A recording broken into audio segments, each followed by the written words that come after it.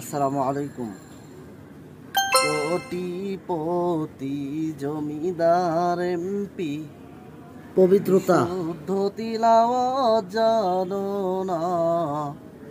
কোটিপতি জমিদার এমপি বিশুদ্ধ তিলাওয়াত জানো না।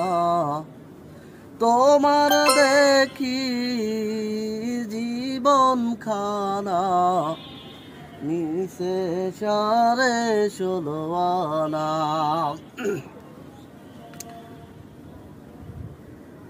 অনেক মানুষের কোরআন তেলাওয়াত শুদ্ধ না। আল্লাহ তাআলা কোরআনুল কারীমে বলছে কোরআন তেলাওয়াতকে শুদ্ধ করতে হবে। অরাত্তিলিল কোরআন তারতিলা। সালাতের মধ্যে কোরআন তেলাওয়াত যদি শুদ্ধ না হয় তাহলে সালাত কবুল হবে না, সালাত ভঙ্গ হয়ে যাবে। অনেকেই আছে যারা কোরআন তেলাওয়াত শুদ্ধভাবে করতে পারে না, তারা অনেক বড় বড় বড় বড় বড় গলায় কথা বলে।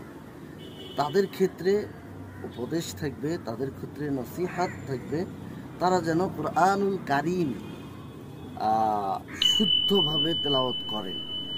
আল্লাহ যেন তাদেরকে শুদ্ধভাবে তেলাওয়াত শিক্ষা দানে তৌফিক দান করেন।